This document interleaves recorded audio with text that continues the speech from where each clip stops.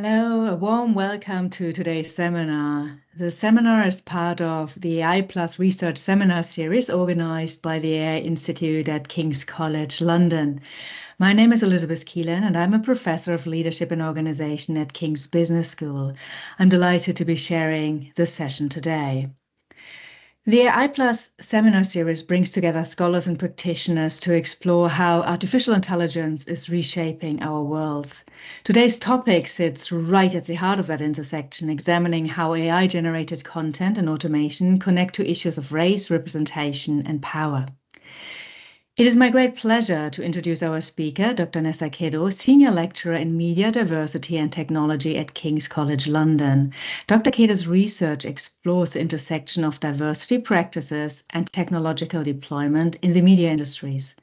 Her recent work focuses on the affordances and challenges of generative AI, particularly for marginalised practitioners and independent creators. She's also co-author of the forthcoming book, Race and Racism in the Cultural and Creative Industries, which will surely be a very exciting read. In today's seminar titled Race and AI-Generated Content, Kin or Foe, Dr. Keddo will examine two key areas of her recent research. First, she will explore AI-automated advertising, where personalized targeting can create loopholes in creative oversight. Second, she will discuss her work on Black AI-generated influencers. She will question how such content is often produced without Black labor and what this might mean for professional practice. Following the talk, which will last around 35 to 40 minutes, we will have some time for questions and you can post them in the Q&A and I will read them out for you then. So please join me in welcoming Dr. Keddo. Thank you so much, Elizabeth, for that kind introduction, and also thank you to the King's Institute for Artificial Intelligence for inviting me along to give this first research seminar of the academic year. And thank you for everyone for coming. I hope that it will be an interesting and informative talk. I've tried to embed lots of images and videos as well, so it's not just me talking at you for 40 minutes as well. And I hope that a lot of it resonates because, of course, the relationship between AI and race has been rapidly developing. Even in the past couple of weeks, there's been so many changes. But I wanted to start off by just speaking a bit about my background, how I came into this topic, the relationship between race and technology, and I'll really then go into the recent area of my research that looks at the interplay of race and AI and really how users, practitioners, particularly in the advertising industry, which is my research area, and professional practice field, are utilising these various tools. I'll then go into speaking a bit more about AI personalised advertising using various different examples that many of you may be familiar with.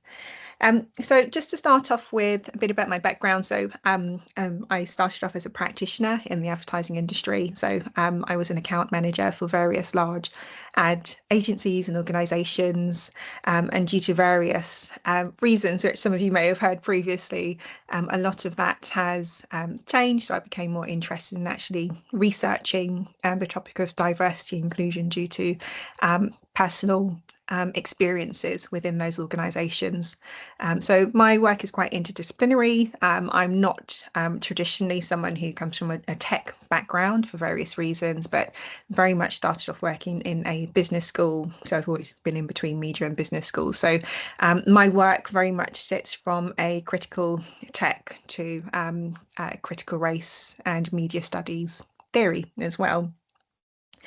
So some of my work probably since around 2017, 2018, since I've always done consultancy with ad agencies, with market research organisations as well. Around this period there, of course, we had digitisation, we had the rise of social media platforms, the rise of influencers.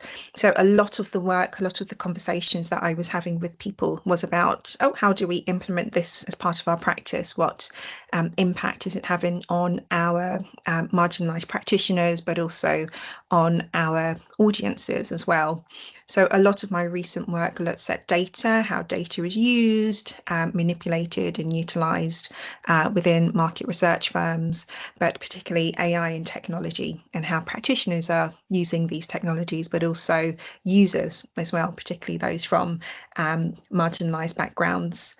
So I'm going to touch on today several areas of work, and I guess today will be a call as well. So I know we've got quite a mix of academics from various backgrounds, but also industry practitioners for collaboration as well, outside of strictly technological and computing studies, to do more interdisciplinary work for more critical approaches as well.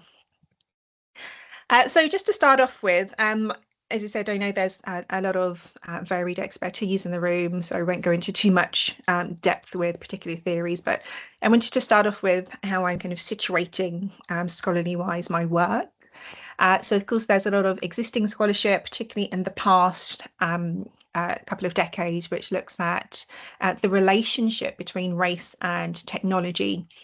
So we have in particular scholars from the US speaking about Black technoculture, organised community building and computational infrastructures.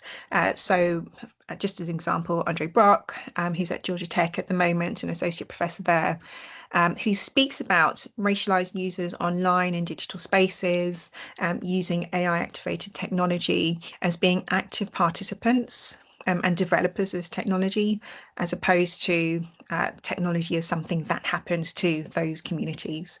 And of course, we have many scholars and Black feminist authors in particular who have expanded on this work. So of course, we have Ruha Benjamin, Safia Noble, speaking about how people of colour have been racially targeted through algorithms, whereas Andre Brock kind of extends that into how this question of play online and the extent to which play sticks within that kind of parody framework, and when it becomes something that is quite skeptical technological device. So within a lot of my recent research, I'm co-writing a paper, which some of this seminar is based on, with Dr Rianna Walcott, who was previously a PhD student in digital humanities at King's, but is now assistant professor at the University of Maryland. We are hopefully awaiting the publication of a paper soon in relation to this topic, so some of it touches on that, but also a lot of this touches on my own personal research in advertising.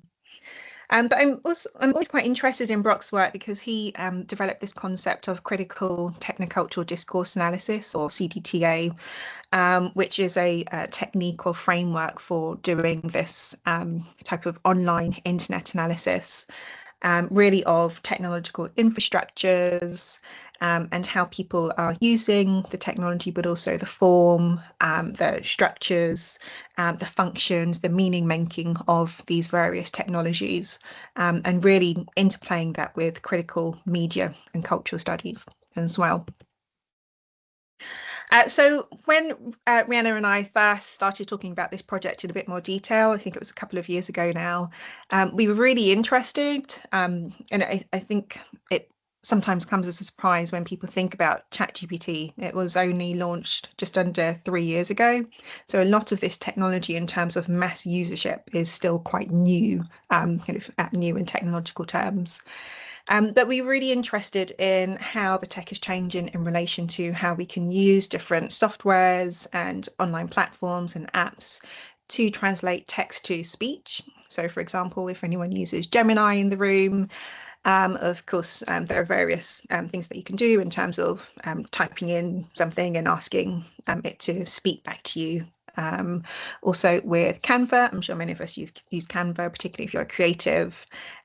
So I speak to lots of people in advertising who use various different tools, but Canva is that very basic tool where you can do text to image. So Canva introduced a while back their AI image generator, so typing some text and it creates an image for you. And on the right hand side, Adobe Firefly, which is kind of this more experimentative tool which has come onto the market in the past couple of years, where you can describe, as it says in the prompt box, describe the video you would like to generate, and you can kind of customize that in relation to length and features, etc.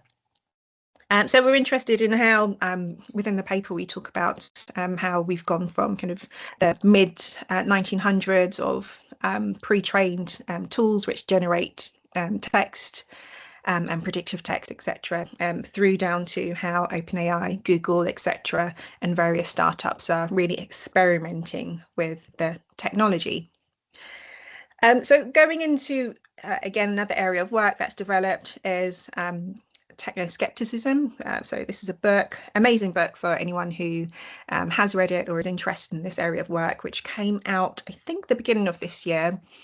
So the Disco Network came over from the US and did a launch at King's and various other conferences across the UK.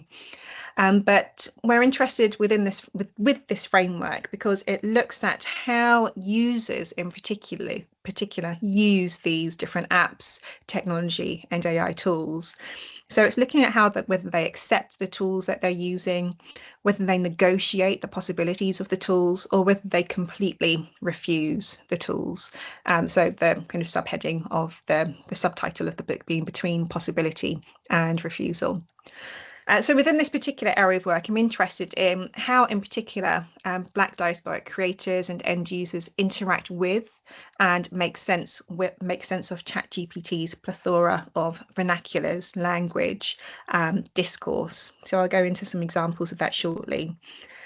We were also interested in how Black styles are being co-opted and co-produced with the capabilities of this technology, and also within the techno-skeptic framework, what anxieties are given by the rise of AI's improved capacity of mimicry. So as I said, there's so many different elements we can go into this, but I'm just going to highlight a few. So I'm going to start off with thinking about this idea of playing with race and AI, so how users, particularly Black users, are making use of the technology. So of course we'll all be familiar with ChatGPT, but just for a bit of context of ChatGPT's advanced voice mode. So it first launched in September 2023, the actual voice mode itself. In September 24, they then introduced advanced voice mode. And this was really the first time that users of kind of an available free tool had the capability of playing with different accents and dialects. So Rianna and I are really interested in speech play with ratiolinguistics in particular.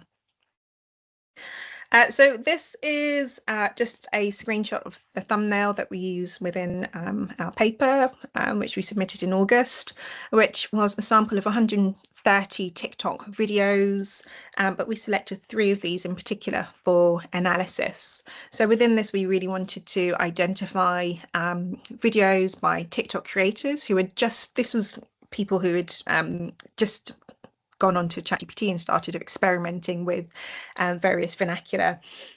So within the techno-skeptic framework, we started to categorize this into those that identified AI as Black. So just here on the kind of bottom left-hand corner, a lady saying personalizing my ChatGPT. So within this, she's speaking to it.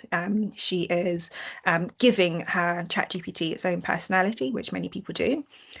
There are those who have skeptical engagement, so kind of top middle. I thought the first AI video was funny, but then going into how through various interactions with ChatGPT and watching other videos on TikTok became a bit more hesitant to use it. And there are those who have flat out refused to engage. So the third video from the top, someone giving advice for other people not to use it because the tech is becoming more aggressive. So a couple of examples just to give some context. The volume should be working and the play button should be working as well. This is looking at creators, and it's not necessarily well, I'll go into it in a bit more detail. Let's see how we get on. Damn, I really ate with this look, huh? Ate? Girl, you chewed and spit it out. Keep talking and I'll trip your dusty in traffic. Wait, You crusty old bitch! Don't talk shit about my hair, you saggy thin donut! Oh, shit! Ah! She dead ass pushed her! Oh. Oh dear, decline. Only thing about the decline is that oxygen tank. Your grades are too low. So within this example, this is looking at people who have intentionally created AI-generated videos using Black people, particularly Black women, as their main characters. So within this, the skepticism becomes a lot quite difficult to put into fruition, because it's unclear what's the purpose of these videos being created. Is it to continue that narrative of the kind of angry Black woman? And people, there's lots of discussion on TikTok and people asking ChatGPT how to create these videos, etc. The majority of these creators most likely use a tool called Google VO3, which is a platform you can use, of course, Google hosted, which launched in May this year. So there's been a lot of these types of pages coming up on TikTok. So this is partly driven by this new generation of AI influencers, and Black AI influencers in particular. So many of you in the room would have heard of Shudugram, which now on Instagram has just over 238,000 followers. So it's thinking about how kind of Black cultural identity, but also Black suffering is being monetized within these spaces, because of course behind these pages, if you've got that number of followers, you are likely to be getting some kind of revenue from that as well. Nakamura in 2002, of course this is going back nearly 25 years, actually spoke about this and these concerns of the uprise of AI and the playfulness of Black identity in particular. And they speak about this platformization of race as a form of identity tourism. This is through adaptable racial cybertypes, right? So you're able to pick your identity and play with that. So particularly going back to the example of ChatGPT, I mentioned about this plethora of vernacular. So when the advanced mode first launched in September 2024, this is one of the first videos on TikTok that started playing with this and considering how language and discourse could be used. So just a short snippet of this. So me for sit down and deal with a boy or a man what have little body, and that's what you try to tell me? Kashima, it boils down to this. If you're comfortable, give the relationship a chance. I'm not giving no goody. I'm not giving a relationship a chance if the boy body little. Cause you wouldn't do that. You wouldn't do that. Me get you, Kashima. Me will give you the best advice me can. Know what you want, set your boundaries and stick to them. Don't settle for less than what you deserve. True, I'm a deserve a big body man. You know, hear Jada King say, big body, what's up? Yeah. Okay, won't go into too much detail. So this was quite fun for Rianna and I, as both of us are of Jamaican heritage. So it is quite accurate, and considering this was within a couple of weeks of the tool being released. What was quite interesting we found is that paid subscribers at the time, so of Plus and Pro subscribers, the vernacular was more accurate. So again, that goes to a conversation for another paper. But if you scroll through TikTok and kind of type in Black ChatGPT or Haitian ChatGPT or African American vernacular English, which is looking at Black American English, you will find quite some people talking and interactive with ChatGPT and speaking about the accuracy. So we looked at examples of videos of AAVE, so African American Vernacular English, Jamaican Patois, and also Haitian Creoles as well, so actual quite specific Caribbean Creoles in different languages such as Nigerian Pidgin, etc. So these are, of course, the example on the right hand side. That's one that's a bit more playful with their interaction. There's that acceptance of the tool. On the right hand side, this is where users started to get a bit more, on the left hand side, sorry, a bit more skeptical of the tools because they are being used for a very specific purpose. So me for sit down and deal with a boy or a man what have little. I'll use the button instead. Leading on from some of this, we've kind of again, as I said, the tech is moving so quickly. What we have seen in the past few weeks is the release of Sora 2 by OpenAI, and also Vibes by Meta. And of course, we're thinking about big tech companies now suddenly coming into the media space, social media space, and within the next 12 months or so into the advertising space as well. So this will kind of slowly lead into my next topic. And in the news, if anyone's come across these platforms, many of you probably would have, there's been lots of conversation about what's the purpose of these tools that are coming about, which are specifically for AI generated video content. So on the right hand side, Sora's 2, I've got some colleagues and friends in OpenAI, and they've kind of shown me how Sora 2 works. It's quite similar to Vibes in terms of it just being a social platform such as Instagram, but it's completely just AI generated content. So just from the examples that I've shown in relation to that really manipulation of Black identity, how will this be played out on a monetizing platform that's going to rely on advertising revenue? What impact will this have on users? How will users interact with these platforms as well? Namakura as well within this space speaks about how this allows for consensual hallucination. So we're able to cross racial play as well on these platforms, and this is increasing.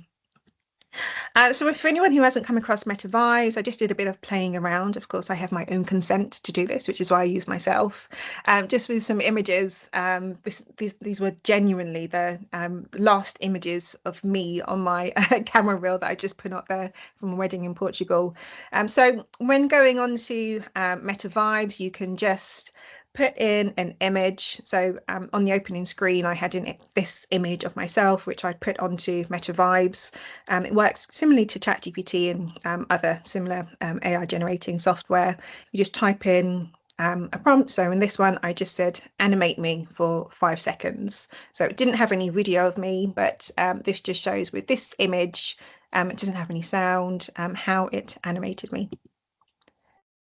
So you can see my hand and my phone is still there. So of course, not completely accurate as you would expect. Of course, as with all of these technologies in the next few months, it's going to improve in terms of accuracy. Another one I asked similarly, this is a different image, but I just said animate me for 5 seconds. Very scary. I think I look in these, but just to give you an idea as well. So again, another picture just for context. Again, I tried to give pictures that had the same kind of context of me kind of dressed up, just to see how they would interpret me. So again, 5 seconds to animate me. And so pretty accurate, I'd say, in terms of how it's come across. I then asked it, rather than just animating, could it make me slimmer as well? So you can see here my arms are a bit slimmer, my legs are slightly slimmer as well.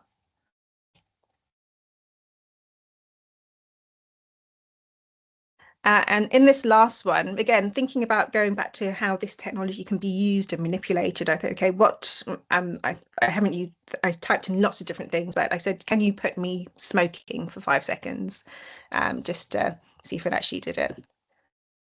And I'm not a smoker, but here I am smoking a cigarette or something of the kind.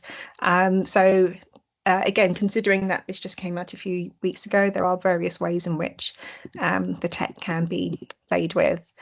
And my husband wanted to get involved as well, so he just developed these ones of, I don't know if he wants to remarry me, but me walking down the aisle. Again, this was exactly the same image. And last one, me as a police officer.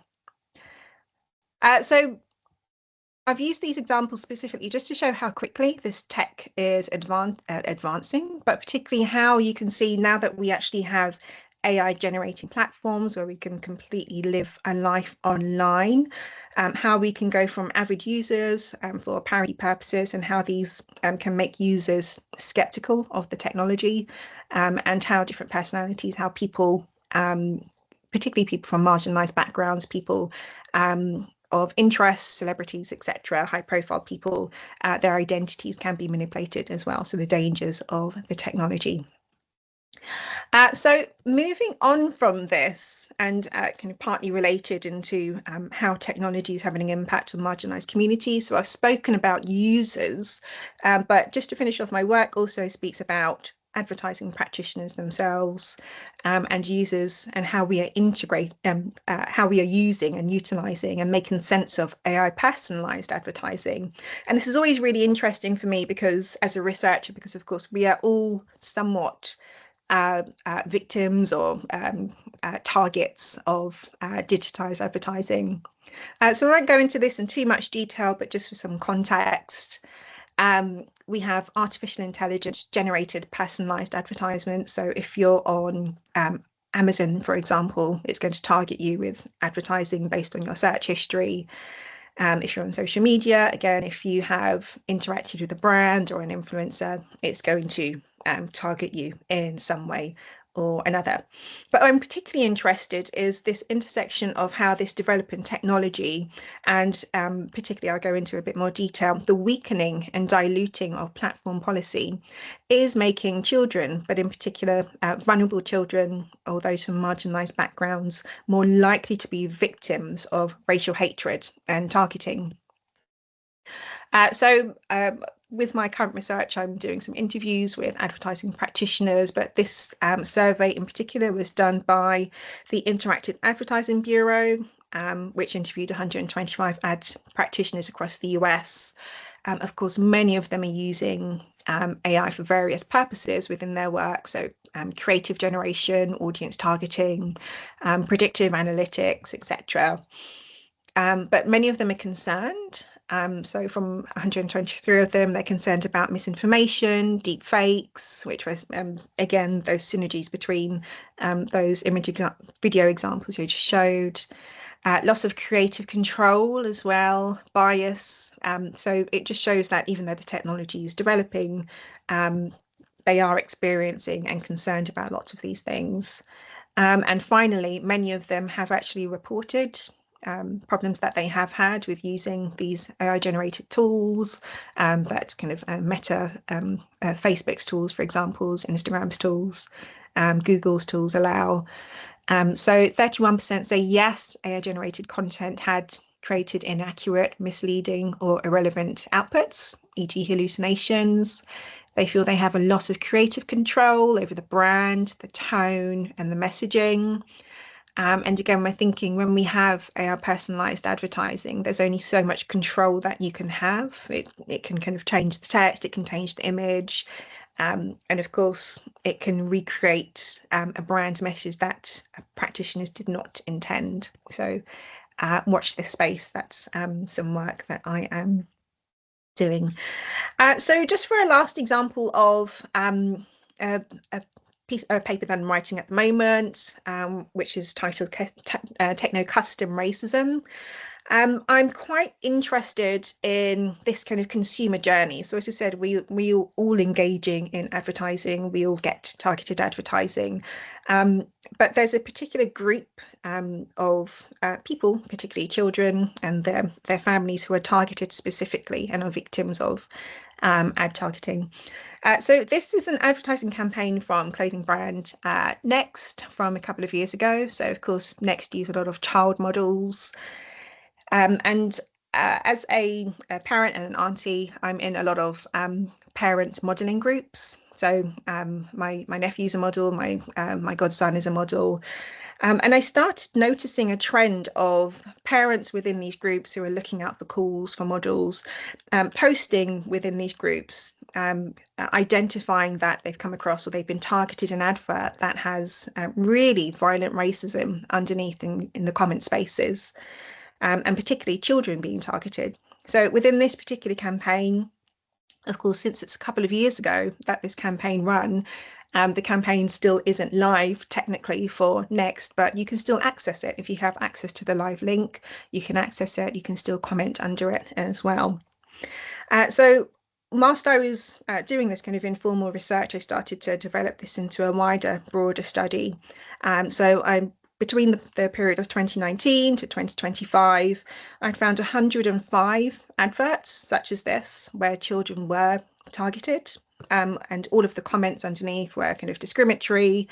They were kind of using kind of non-specific racist language, or just using emojis, or kind of being strategic in how they demonstrated their racism.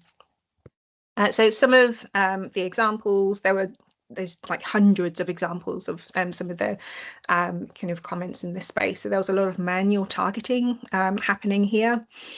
And what was quite interesting is when you go to each of these different campaigns, it's the same group of people who are commenting. So it's kind of like an organized form of far right extreme racism.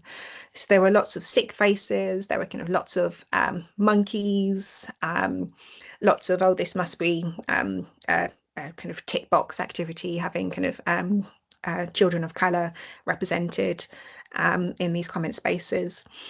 So Sanjay Sharma, who's a professor, I think at Warwick still, speaks about this in YouTube comment spaces. So how YouTube is kind of a space where racism is quite rife. But what I find quite interesting is, of course, YouTube, people operate with avatars and under pseudonyms, where on Facebook, people are using their real profiles and their real names. So Ruha Benjamin speaks about this and how new technologies are kind of reproducing historical offline racism online and quite direct. And of course, Nakamura also speaks about this as well. So even though these campaigns are finished, they're still technically live because people are still to this day commenting. But what's also interesting here is that these people are not the direct targets of the brand, right?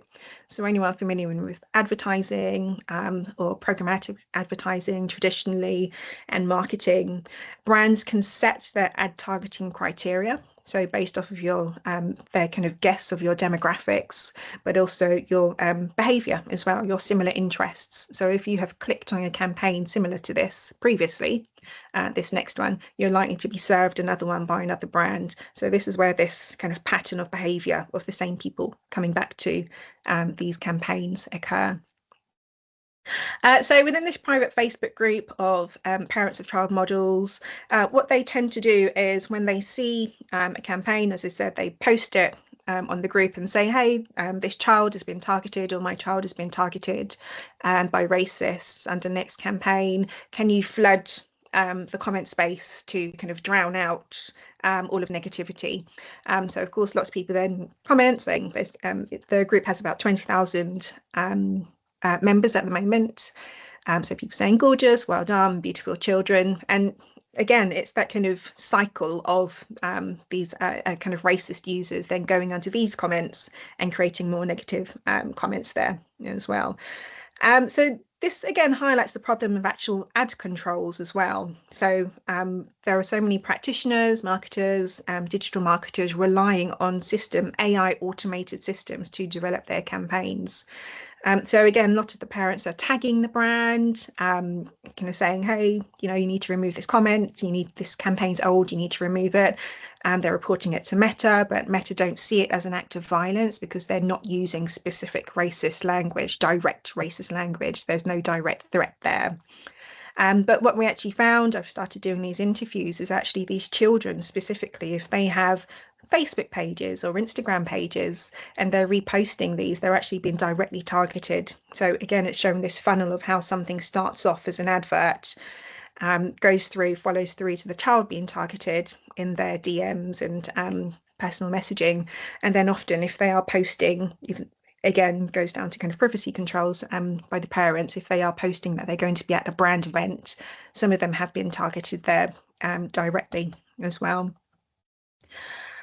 So considering this, I won't go into this in too much detail, but the reason why this is happening even more so often is these platforms, Meta, they have their, of course, their community codes of conduct.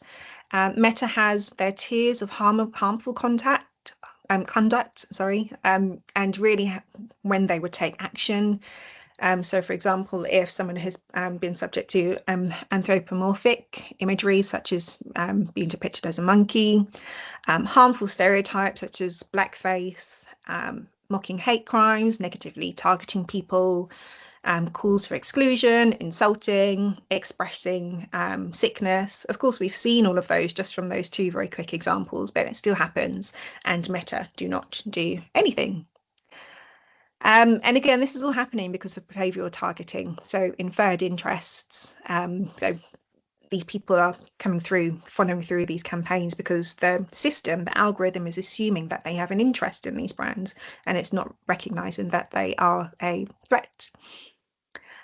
So within these systems, it's all based on relevance. So I won't go on into all of this. So I've kind of called these types of far right users, racist users, as a kind of artificial audience. So the brand Meta, they recognise them as an audience, but of course they are not.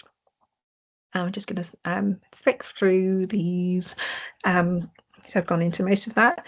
So this really just highlights this intersection of human-computer interaction, the relationship between humans and technology. So both practitioners, advertising practitioners, marketers, people who are developing the tech, but also us as users as well, and how we're either accepting, rejecting, or negotiating that.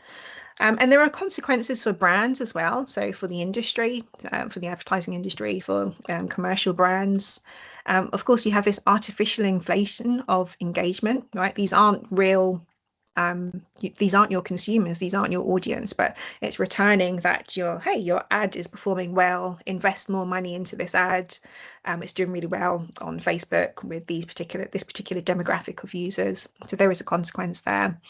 And again, there's that loss of agency with the messages intent. It gets kind of lost within the noise. Already gone into another this. Just to kind of start to wind down and finish off, I know I've spoken a lot, but this is something that I shared with my master's students a couple of weeks ago, and it's just thinking about ourselves as consumers within this kind of ad space, this digital ad space, and how AI personalised advertising, particularly in the 12 months, anyone who's been keeping up with the news, is really going to kind of skyrocket. So I don't know if anyone's been onto Google and actually clicked on My Ad Center, and you can see exactly how Google targets you. So this is just my screenshot, my updated screenshot from yesterday. So at the bottom right hand, it's got My Ads. So your choice, your ads. So it shows the types of ads, the types of industries that I'm targeted. So of course there's nothing questionable there, but just shows the type of content that I usually engage on when I'm doing a Google search. You can refresh your ads on the top left hand to get different types of recommendations. You can opt in to kind of be targeted with trending ad brands. It shows you all of your recent ad brands and recently served ads as well. So this is going to be a developing area of my research where I'm kind of talking to people doing tracking their journeys, their ad journeys, to see how they have been targeted as well, and the consequences there.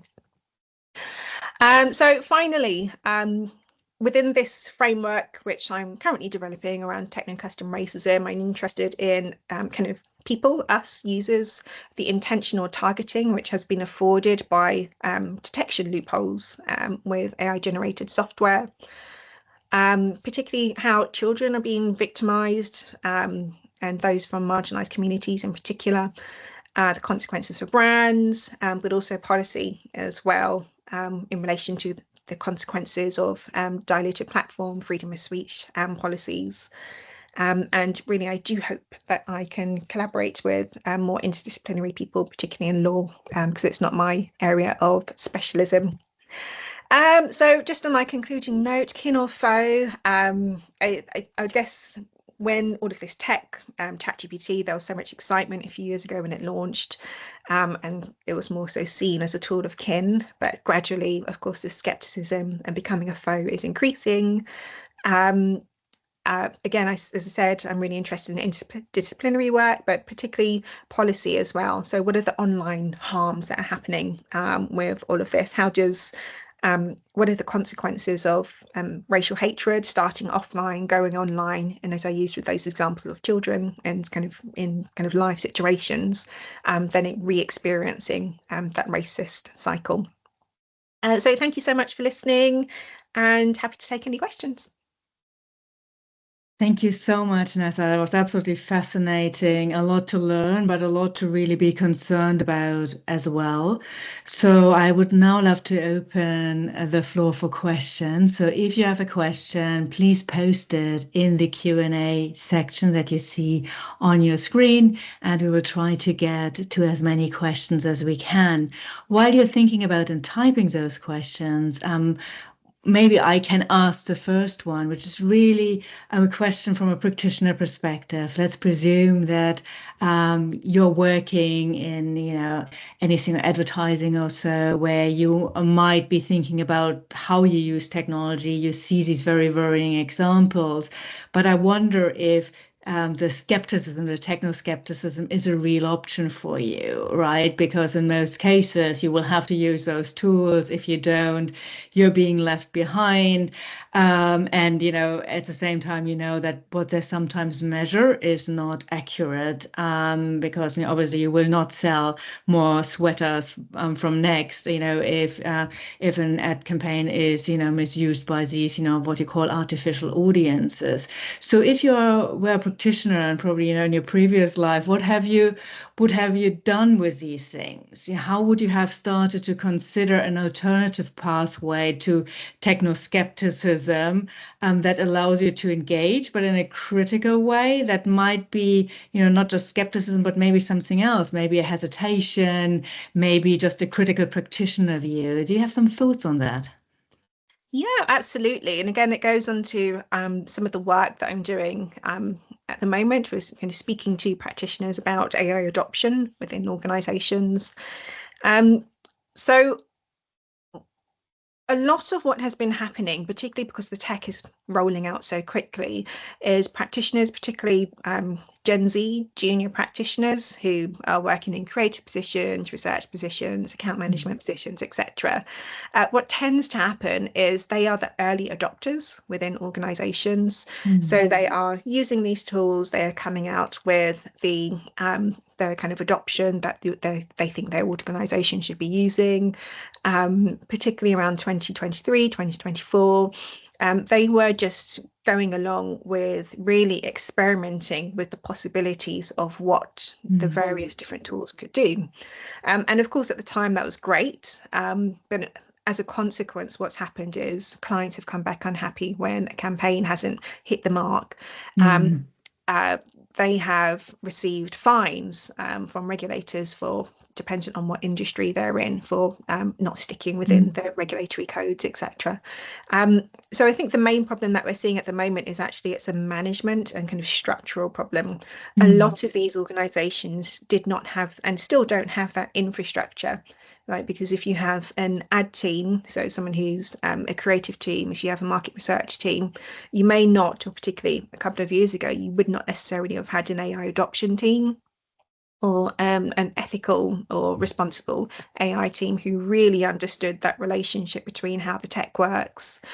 So how it's possible for an automated ad to kind of go off and snowball into these various loopholes of creating these kind of discriminatory ad campaigns and allowing users to also experience that as well. So yeah, it's going to, I think we're going to see a lot of changes. And even if you just scroll through LinkedIn, you do see a lot of organizations are finally starting to invest in the team of understanding kind of AI, responsible AI, but also technical infrastructure of using these various softwares that are available. Brilliant. Thank you very much. So we have a few questions. So let's start off with one about TikTok and other social media platforms. And the question is really if those social media platforms have any official standard or restrictions about uploading videos created by Gen AI for advertising. Is that something that you have seen?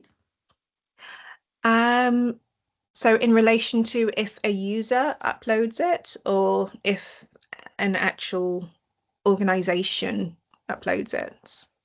I think, the question doesn't specify it. I would presume they're different, right? So if it's a professional group, then there might be different restrictions than if you are just a private user, right?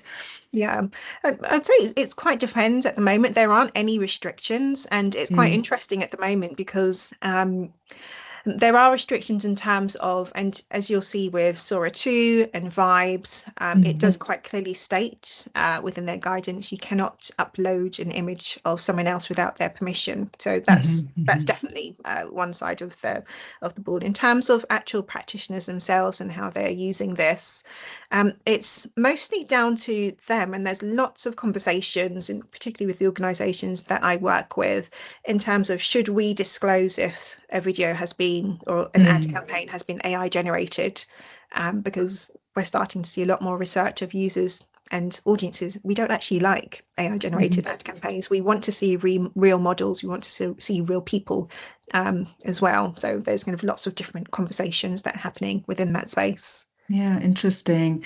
And then, another question that has come up is really relating to this big fear, the kind of concern that AI will steal your job. And the question here, of course, is very much around creativity, right? So will these new tools kill human creativity? And as we know, and we have seen in the past, we said, oh, well, AI will do the boring, dull work, but now we see it actually goes into the creative aspect. So do you sense any concerns by practitioners that it will kill human creativity as a job, but also more widely, right? So will we change as users of these technologies as a consequence? Yeah, and I mean, that's kind of the $1 million question, right? Or the $1 trillion question, I should say. I would say what I have seen, there's kind of been trends in the past couple of years. So as I mentioned, around kind of going between 2022 and 2024 with kind of ChatGPT coming onto the scene, as well as all of the kind of other available tools, particularly the creative Gen AI generating tools.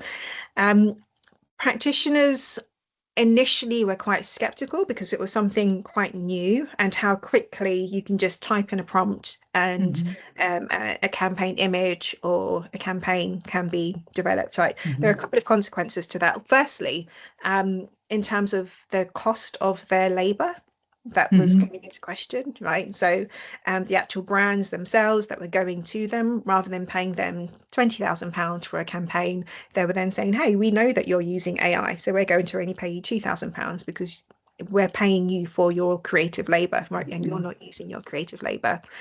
As a consequence of that, and the reason why I intentionally showed the kind of videos of myself and how of course, it was just kind of very basic prompts of how limiting the technology is at the moment. It doesn't always work. It doesn't work very effectively a lot of the time. You do need to go back in and do quite a lot of quite manual correcting of imagery and videos. So while there was a lot of, particularly around 2024, there was a lot of experimentation happening with the kind of creativity of tools. Audiences got quite bored of it quite quickly, particularly when it didn't use real people, right? The kind of typical, when you can see 6 fingers, when you can see a group of people, but they're kind of blurred in the background. And even though you can input that prompt and get kind of a good campaign out of it, it ultimately can't replicate a kind of full detailed experience of a traditional advertising campaign. And so there's been a lot more investment, particularly this year, into this space of putting that money, investment and budget back into kind of creative labor. How we'll see this in the future, it's a bit difficult to tell. Of course, we've got, as I mentioned throughout the presentation, lots of newer tools that are a lot better at this. Ultimately, we are going to see some jobs taken away, particularly more junior roles. And of course, that's going to cause some issues with the talent pipeline. But ultimately, we're still going to need that creative oversight. We're still going to need those ideas and those nuances there. So yeah, it's very similar to what we see, across a lot of professional industries, to be honest, right? So that you notice that the human in the loop is definitely required, but also that audiences might not respond in the same way.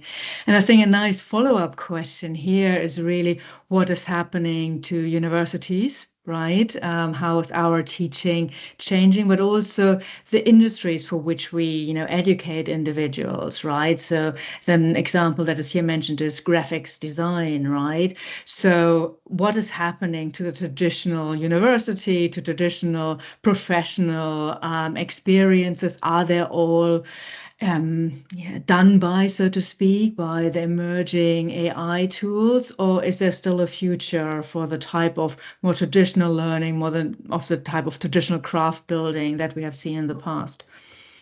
Yeah, I definitely think so, and I'm always happy to have this kind of debate slash conversation, right? Should we be teaching about AI? Should we be introducing our students to AI tools? And I always say absolutely yes. I think we're doing an injustice if we're not. So if we are working, so if you're a kind of lecturer in media, for example, you have to assume that your students are going to go out and work with these tools when they go out in the working world, right? So when we are teaching, I think it's important to kind of understand, learn the tools, but very much from a critical perspective as well. It's not just saying, you have to use these tools, we're going to use them creatively, but what are the problems with them? And I think particularly in arts and humanities and shape subjects, we should really get our curriculums that has a lot more about technical infrastructures, right? Because they are all related, law, policy, how these tools actually work. Because if you go out and you become a creative, they're all going to have major implications on how you work. It's so important to understand the kind of foundations. And it's really kind of a very interesting question, an interesting time to be in higher education, because it really forces us to rethink some of, the ways that we have taught in the past, where it is obvious that we cannot ask our students not to use these tools, right? Because, we wouldn't prepare them adequately for a workplace where these tools are absolutely required.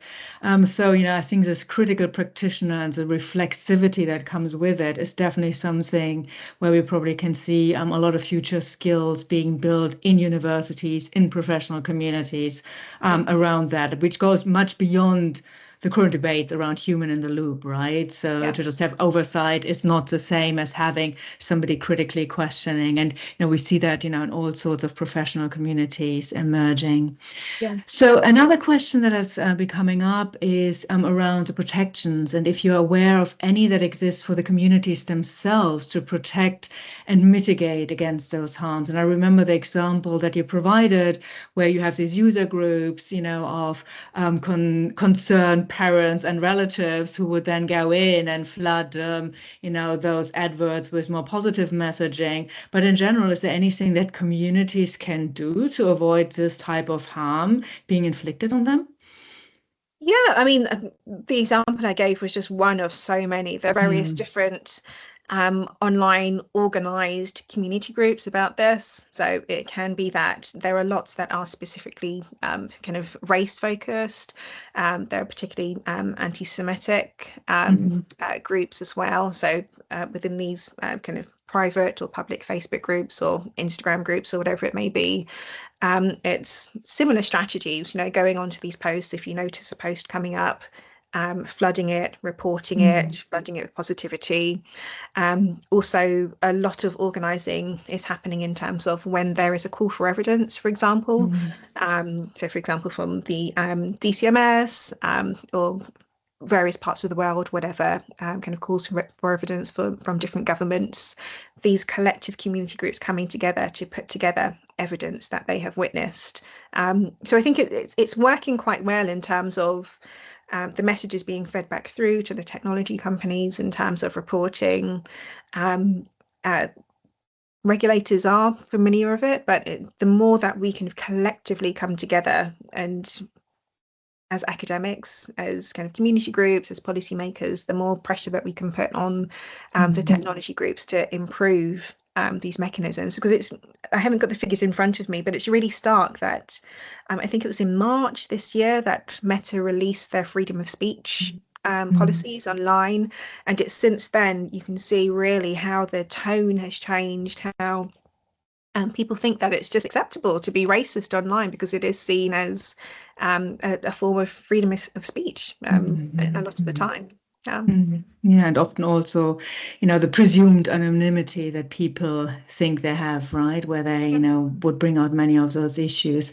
I mean, leading on from that, the final question would really be around the future research. You talked a bit about what you are going to do next, but I think more widely as well in terms of what academics and researchers can do. Where do you think, the burning questions are where we can provide useful evidence that could be used also by policymakers?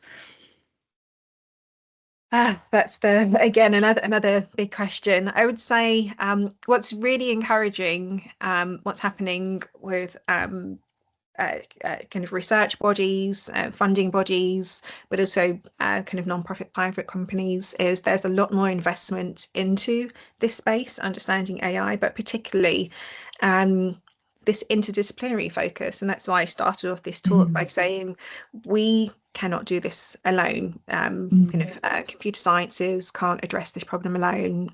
People who work in law departments, people who work in kind of public policy departments, whatever it may be, it needs to be a collective effort in terms of what we are doing. So the burning questions that we need to address is how do we a lot of what we are doing at the moment is something's happening, a piece of tech is launched, and then we're criticizing it, or a law comes out kind of 5 years later by the time that tech isn't and that problem isn't even an issue anymore, right? So I think we need to do a lot more upfront, right? And the way we do that, and a lot of people are against this, I think, is speaking and engaging with the tech companies, right? We can't wait until this comes out and the damage is done. We have to can work collectively together, and unless we do that, the problem's still going to be there. We're always going to be speaking about ethics and responsible AI because we're being responsive to the problem. Thank you. I think that's a very nice word to end on, moving from this more reactive, something comes out and we react to it, to the more proactive. We're ahead of the curve. We're working interdisciplinary also with companies in the field to help us to eradicate some of those issues before they actually emerge. That's, I think, a very good consideration. So thank you so much, Nessa, for this absolutely fascinating and thought-provoking talk today, and also for answering all of our very curious questions. I think you have given us all a great deal to reflect on regarding the intersections of race, AI, and the media, and what the broader implications are for existing in the digital age. I would also like to thank, the audience who has been live with us, this afternoon. Thank you very much for joining us. Today's seminar was part of the AI+ Research Seminar Series hosted by the King's Institute for Artificial Intelligence at King's College London. And we do hope to see you again at a future seminar. Have a good rest of your day and goodbye.